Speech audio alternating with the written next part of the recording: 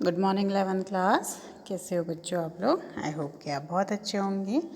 पिछले लेक्चर में हमने पढ़ा था जाइलम और फ्लोएम के बारे में। आज हमारी जो टॉपिक है आज हमारा वो है ऊतक तंत्र। ठीक है, तो अभी तक हमने क्या देखा? जाइलम और फ्लोएम देखा कि जो जाइलम है वो क्या कर रहा है, कॉम्प्लेक्स ऊतक है एक, ठीक है, और फ्लोएम भी। और जाइलम का कार्य क्या है, जड़ द्वारा अवशोषित पानी और खनिज लवणों का अवशोषण करके पूरे पौधे की पूरी बॉडी में पहुंचाना। और फ्लोएम का कार्य क्या है, प्रकाश संश्लेषण से बने भोजन को पौधे के विभिन्न भागों तक पहुंचाना। ठीक है, तो जो ऊतक तंत्र है उसमें देखते हैं हम। अभी तक हम क्या कर सकते हैं, विभिन्न प्रकार के ऊतकों और उनके स्थित कोशिकाओं के आधार पर चर्चा कर रहे थे। अब हम देखते हैं कि विभिन्न स्थानों पर ऊतक कैसे एक दूसरे से क्या होते हैं, भिन्न होते हैं, और उनकी रचना तथा कार्य भी उनकी स्थिति के अनुसार होते हैं। ठीक है, तो रचना और स्थिति के आधार पर ऊतक 3 प्रकार का होता है। ठीक है, इसकी जो ऊतक है रचना तथा स्थिति और आधार पर 3 प्रकार के ऊतक होते हैं। और ये कौन कौन से हैं? बाह्य त्वचा तंत्र, पहला क्या है, बाह्य त्वची ऊतक तंत्र। दूसरा है भरण। ठीक है, पहला क्या है आपका बाह्य त्वचीय ऊतक तंत्र, दूसरा क्या है आपका भरण तंत्र, और तीसरा क्या है संवहनी तंत्र, संवहनी तंत्र। ठीक है, तो देखते हैं, फिर से देख लेते हैं। पहला है हमारा बाह्य त्वचीय ऊतक तंत्र, दूसरा है भरण अथवा मौलिक ऊतक तंत्र, तीसरा क्या है संवहनी ऊतक तंत्र। ठीक है, तो सबसे पहले बात करते हैं बाह्य त्वचीय ऊतक तंत्र के बारे में। ठीक है, तो बाह्य त्वचा नाम से ही पता चल रहा है कि बाह्य त्वचा यानी कि पौधे का सबसे बाहरी जो आवरण होता है उसको हम क्या बोलते हैं, बाह्य त्वचा ऊतक। ठीक है, बाह्य त्वचा के इसके अंतर्गत बाह्य त्वचा कोशिकाएं, रंध्र तथा बाह्य त्वचा उपांग, मूल रोम आते हैं। ठीक है, सबसे पहले क्या है, बाह्य त्वचा ही होगी, बाह्य त्वचा ऊतक है तो इसमें क्या आएंगे, रंध्र। रंध्र ठीक है, जो कि क्या करते हैं, गैसियस एक्सचेंज करते हैं और वाष्पोत्सर्जन की क्रिया करते हैं। ठीक है ना।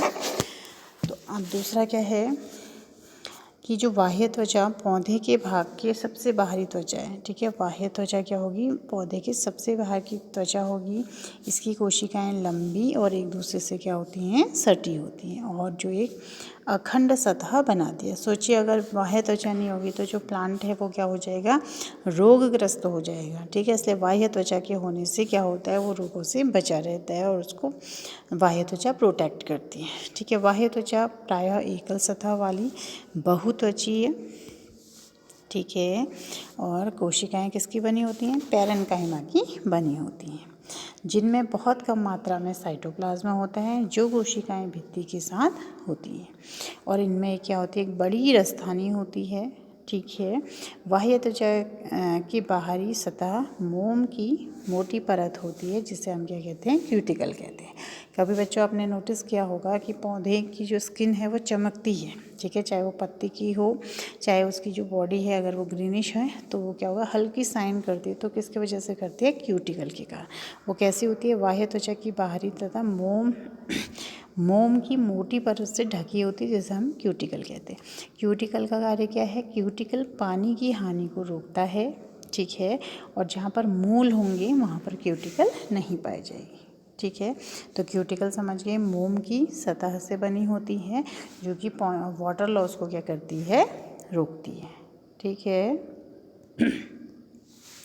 अब देखिए रंध्र क्या होते हैं। रंध्र आपने 10th में भी पढ़े हुए हैं। ये स्ट्रक्चर है इसका। रंध्र कहाँ पाए जाते हैं, पत्तियों में पाए जाते हैं, कुछ जगहों पर तने में पाए। देखिए खुली स्थिति में दिखा रखा है यहाँ पे रंध्र।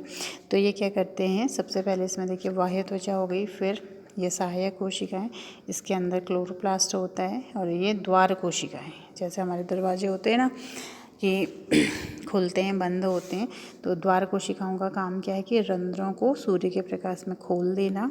ठीक है, ताकि वो क्या कर रहे, दिन के समय कार्बन डाइऑक्साइड को ले और ऑक्सीजन को प्रकाश संश्लेषण की क्रिया में बाहर छोड़ सके। तो रंध्र हमारे लिए क्या है, काफ़ी इम्पॉर्टेंट है, किसके लिए, पौधों के लिए। दूसरा कि जब इसमें क्या हो जाता है, पौधा बहुत मात्रा में वाटर एब्जॉर्ब कर लेता है, तो वाष्पोत्सर्जन के द्वारा भी रंध्र क्या करते हैं, एक्स्ट्रा वाटर को क्या कर देते हैं, वातावरण में वाष्पीकृत करके उड़ा देते हैं।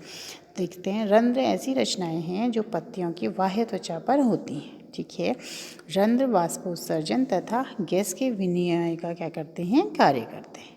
अभी बताया ना आपको कि वाष्पोत्सर्जन का कार्य करते हैं। दूसरा गैस एक्सचेंज यानी कि गैसों के विनिमय, CO2 को अंदर लेना, ऑक्सीजन को छोड़ना। अगर वो फोटोसिंथेसिस कर रहे और अगर श्वसन कर रहे हैं तो ऑक्सीजन को अंदर लेंगे और CO2 को बाहर छोड़ेंगे। ठीक है, तो प्रत्येक रंध्र में 2 सेम के आकार की 2 कोशिकाएं होती हैं जिनको हम क्या कहते हैं, द्वार कोशिकाएं। देखिए ये वाली जो क्या है इसकी द्वार कोशिकाएं। घास में द्वार कोशिकाएं डंबल शेप्ड होती हैं, जैसे इस चित्र में दिखाया गया। देखिए डंबल शेप्ड होती हैं। द्वार कोशिकाएं बाहरी भित्ति पतली और आंतरिक भित्ति क्या होती है, मोटी है। तो बाहर की ओर होगी वो कैसी होगी, पतली होगी, और आंतरिक भित्ति क्या होगी, मोटी होगी।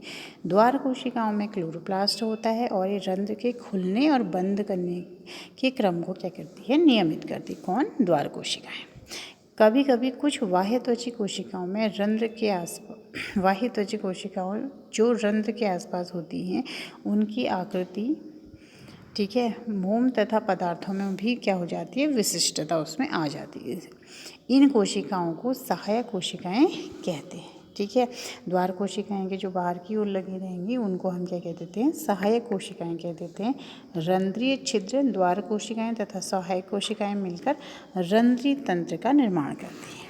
ठीक है, रंध्रीय तंत्र क्या हुआ कि जो रंध्र के खुलने बंद करने में जो उसकी हेल्प कर रहे हैं तो उसको हम क्या बोल देते हैं, रंध्रीय तंत्र बोल देते हैं। ठीक है, यानी कि जो रंध्र को क्या कर रही है, हेल्प कर रही है। मिलजुली हुई कोशिकाओं को हम रंध्रीय तंत्र कह देते हैं। ठीक है बच्चों, आगे देखते हैं। बाह्य त्वचा की कोशिकाओं पर अनेक रोम होते हैं। ठीक है, बाह्य, अगर आपने सनफ्लावर का पेड़ अगर आपके आसपास होगा तो देखना उसका जो पौधा होता है, जो उसका क्या है, तना है। ठीक है, तने पे क्या हो रहा है, इस तरीके से क्या है, छोटे छोटे छोटे रोम बने हुए हैं। तो रोम होते हैं बाह्य त्वचा की कोशिकाओं पे रोम होते हैं, इन्हें मूल रोम कहते हैं। ये बाह्य त्वचा की कोशिकाओं का एक कोशिकीय दीर्घीकरण स्वरूप होती हैं जो जल एवं खनिज लवण के अवशोषण में सहायक होती हैं। ठीक है, अगर जड़ की मूल रोम की बात कर रहे हैं तो जड़ की जो मूल रोम होगी वो क्या करेगी, जल एवं खनिज तत्वों का अवशोषण करेगी। बट जो तने पर पाए जाने वाले रोम हैं वो बाह्य त्वचीय रोम कहलाते हैं। ठीक है, और प्ररोह तंत्र में त्वचा रोम बहुकोशिकीय होते हैं। ठीक है, ये शाखित या अशाखित या कोमल और नरम हो सकते हैं, ये श्रावी भी हो सकते हैं। ये वाष्पोत्सर्जन से होने वाले जन की हानि को भी क्या करते हैं, रोकते हैं। अगर देखिए, अगर इसमें होंगे तो ये क्या होंगे, तने में जो होंगे वाष्पोत्सर्जन को कम करेंगे। अगर इस तरीके से जड़ में मूल रोम होंगे तो वो क्या करेंगे, खनिज और जल के अवशोषण का काम करेंगे। तो मूल रोम क्या होंगे, 2 तरीके के, एक तो जड़ में पाए जाएंगे तो वो जल और खनिज लवणों का अवशोषण करेंगे। तने पे पाए जाएंगे तो वाष्पोत्सर्जन की दर को कम करेंगे। ठीक है, ताकि पौधे की जो वाटर लॉस है वो कम से कम हो सके, यानी कि जल की हानि कम हो सके। ठीक है, फिर आपका आता है भरण ऊतक तंत्र। ठीक है, अभी हम क्या पढ़ रहे थे, पहला हमने क्या पढ़ा, त्वचीय ऊतक तंत्र। पहला क्या पढ़ा हमने, त्वचीय ऊतक तंत्र। अब हम दूसरा क्या पढ़ रहे हैं यहाँ पे, भरण ऊतक तंत्र। तो भरण ऊतक तंत्र क्या है, देखिए, बाह्य त्वचा तथा संवहन मंडल के अतिरिक्त सभी ऊतक भरण ऊतक बनाते हैं, यानी कि भरण ऊतक तंत्र बनाते हैं। बाह्य त्वचा हमने पढ़ ली है, संवहन मंडल अभी हम पढ़ेंगे। कह रहा है उसके अतिरिक्त संवहन मंडल के सभी ऊतक भरण ऊतक बनाते हैं। इसमें सरल ऊतक जैसे पैरेन्काइमा, कोलेनकाइमा और स्केलेनकाइमा होते हैं। पढ़े हैं ना आपने, सरल ऊतक होते हैं ये। प्राथमिक तने में पैरेन्काइमा कोशिकाएं प्रायः बलकुट यानी कि कॉर्टेक्स, परिरंभ, पित्त और मज्जा किरण में होती हैं। पत्तियों में भरण ऊतक पतली भित्ति वाले तथा क्लोरोप्लास्ट युक्त होते हैं। इसे मीजोफिल या पर्ण मध्य ऊतक भी कहते हैं। तो ये क्या हो गया आपका भरण ऊतक। तो भरण ऊतक क्या है, बाह्य त्वचा के अलावा तथा संवहन मंडल के अलावा, यानी कि जाइलम फ्लोएम के अलावा और बाह्य त्वचा के अलावा जितनी भी चीज़ें हैं, जैसे पैरेन्काइमा, कोलेनकाइमा और स्केलेनकाइमा, ठीक है, या परिरंभ, पित्त, मज्जा किरण या मीजोफिल्स, ये सब किस में आएंगे, आपके भरण ऊतक में आएंगे। ठीक ठीक है। तीसरा जो है हमारा वो है आपका संवहनी ऊतक तंत्र। क्या है?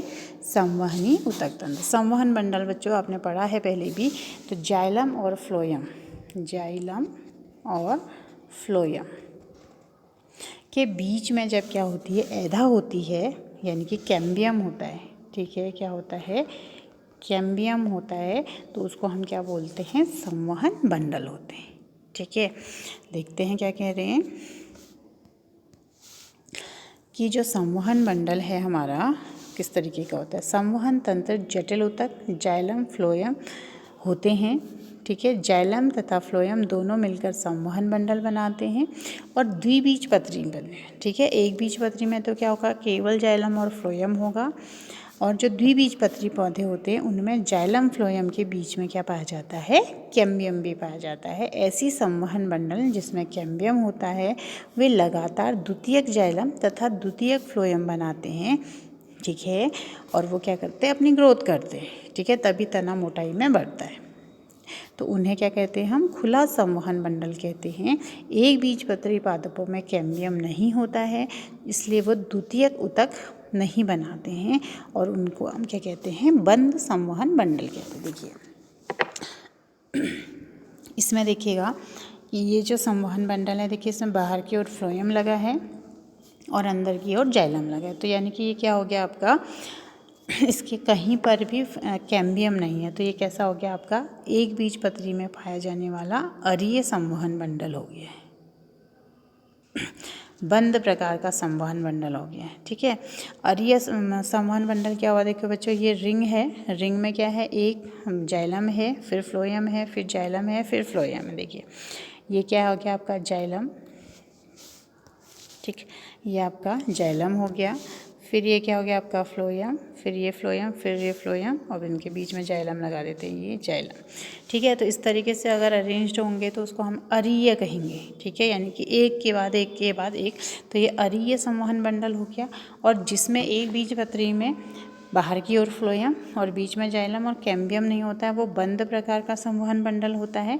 और जिसमें बाहर की ओर फ्लोएम हो, अंदर की ओर जाइलम हो और बीच में कैम्बियम हो, तो इसको खुला प्रकार का या संयुक्त प्रकार संवहन बंडल कहते हैं। ये मोस्टली किस में पाया जाता है, द्विबीजपत्री पौधों में पाया जाता है। देखिए फिर से बना देते हैं।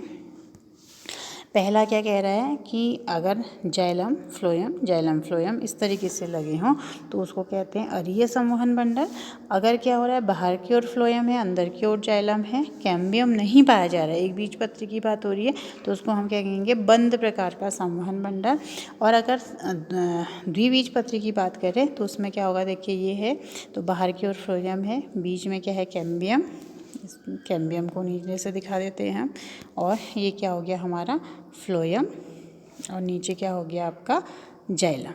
तो अगर इस तरीके से होगा तो इसको क्या बोलेंगे, खुले प्रकार का संवहन बंडल बोलेंगे।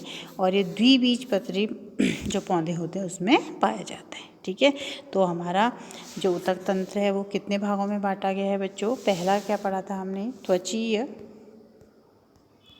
ठीक है, पहला क्या पढ़ा था, त्वचीय, जिसमें हमने क्या पढ़ा, त्वचा और रंध्र के बारे में पढ़ा था। दूसरा हमने क्या पढ़ा, भरण ऊतक, ठीक है, भरण ऊतक, जिसमें त्वचा, रंध्र के अलावा और मूल रोम के अलावा, जाइलम फ्लोएम के अलावा जितने भी होंगे वो सब भरण ऊतक में आएंगे, ठीक है। और तीसरा क्या था, संवहनी ऊतक तंत्र, जिसमें कि जाइलम फ्लोएम और कैम्बियम आएंगे, ठीक है। तो आज के लिए इतना ही, इसको आप अपनी कॉपी में कर लीजिएगा और ये तीनों चित्रों को आप क्या करेंगे, कॉपी में बनाएंगे, ठीक है। तो आज के लिए इतना ही, थैंक यू बच्चों।